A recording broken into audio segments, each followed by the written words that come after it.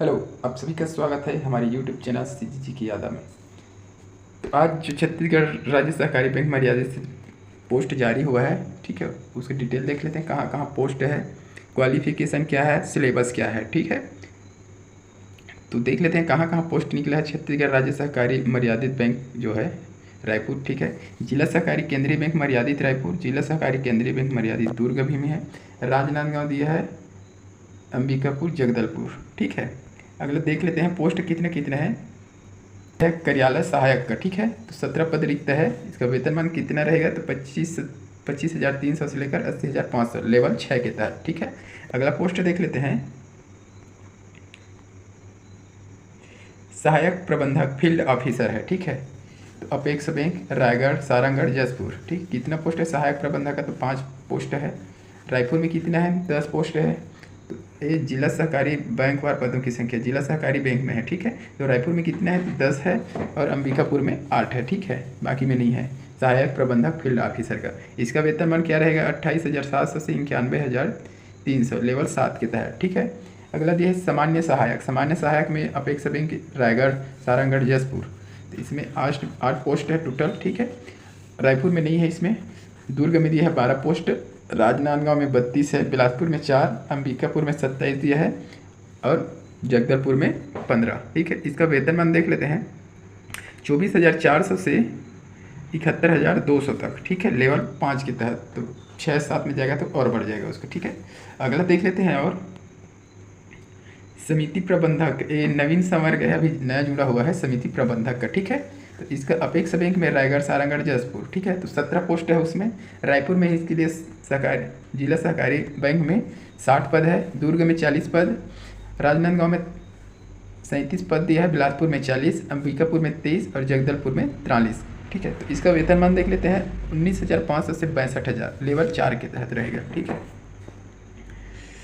और बोला गया रिक्त पदों की संख्या अनंतिम परिवर्तनीय हो सकता है, ठीक है। आवश्यकता अनुसार कमी या वृद्धि किया जा सकता है, ठीक है। संयुक्त कहाँ कहाँ आरक्षण लागू नहीं है बताया गया। तो परिपालन में छत्तीसगढ़ राज्य सहकारी बैंक मर्यादित रायपुर तथा जिला सहकारी केंद्रीय बैंक मर्यादित रायपुर, दुर्ग, राजनांदगांव, बिलासपुर, अंबिकापुर, जगदलपुर में आरक्षण लागू नहीं है। इसमें आरक्षण जो है लागू नहीं है, ठीक है ना। शैक्षणिक योग्यता दिया गया है, तो कार्यालय सहायक, जो कार्यालय सहायक का पद है उसमें क्या दिया, विहित शैक्षणिक अर्हता दिया गया है, किसी मान्यता प्राप्त विश्वविद्यालय से 50% अंक सहित स्नातक की उपाधि, ठीक है। तो किसी मान्यता प्राप्त विश्वविद्यालय से कम स्नातक कितना प्रतिशत होना चाहिए, तो 50% होना चाहिए स्नातक में। साथ ही मान्यता प्राप्त विश्वविद्यालय से PGDCA, ठीक है, उसके साथ PGDCA होना चाहिए मान्यता प्राप्त विश्वविद्यालय से, ठीक है। सामान्य सहायक का देख लेते हैं, किसी मान्यता प्राप्त विश्वविद्यालय से 50% अंक सहित स्नातक उपाधि, तो इसमें भी 50% और PGDCA मांगा है। सहायक प्रबंधक फील्ड ऑफिसर जो है इसमें भी 50% दिया है और PGDCA मांगा गया है। समिति प्रबंधक का देख लेते हैं, नवीन संवर्ग है ये। तो किसी मान्यता प्राप्त विश्वविद्यालय से स्नातक उपाधि के साथ कंप्यूटर, तो जो समिति प्रबंधक है उसमें सिर्फ स्नातक उपाधि मांगा है, ग्रेजुएशन होना चाहिए।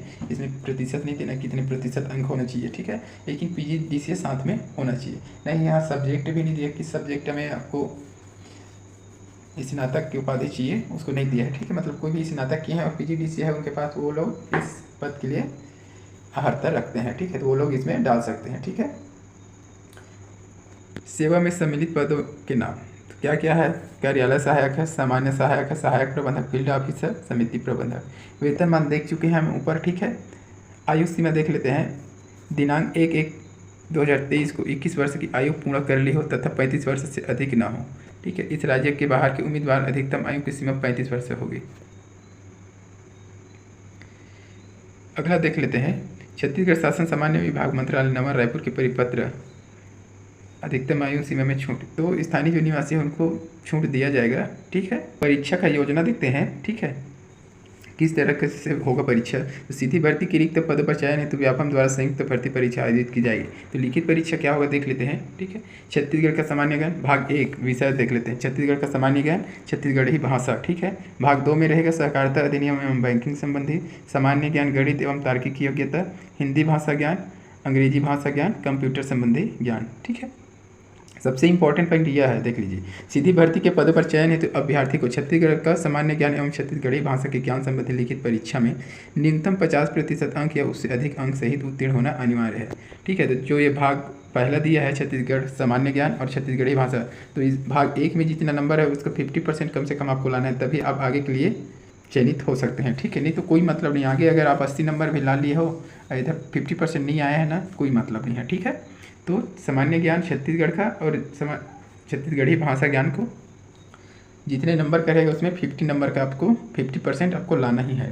तो लिखित परीक्षा भाग 1 में निर्धारित अंकों का न्यूनतम 50% अंक या उससे अधिक अंक प्राप्त करना अनिवार्य है। ठीक है, तो लिखित परीक्षा भाग 1 में 50% अंक से अगर कम अंक अर्जित करने वाले अभ्यर्थी चयन हेतु अपात्र होंगे। यदि आपको भाग 1 में छत्तीसगढ़ी सामान्य ज्ञान और छत्तीसगढ़ी भाषा में 50% अंक से कम प्राप्त किए हैं तो आगे चयन के लिए आप अपात्र हो जाएंगे। ठीक है, ठीक है, और आगे दिया है ऐसे अभ्यर्थी जो भाग 1 में, ठीक है, भाग 1 परीक्षा में न्यूनतम 50 अंक या उससे अधिक अंक अर्जित करते हैं उन्हें पात्र मानते हुए।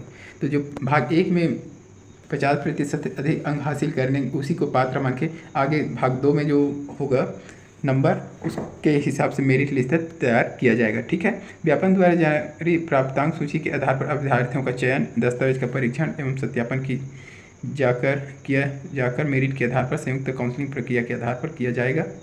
ठीक है, सिलेबस देख लेते हैं कितने नंबर का आएगा पाठ्यक्रम में। ठीक है, कार्यालय सहायक, सामान्य सहायक, सहायक प्रबंधक, फील्ड ऑफिसर, समिति प्रबंधक, नवीन संवर्ग। ठीक है, तो 100 प्रश्न का रहेगा और 100 अंक रहेगा कुल। ठीक है, टाइम रहेगा आपका 2 घंटा।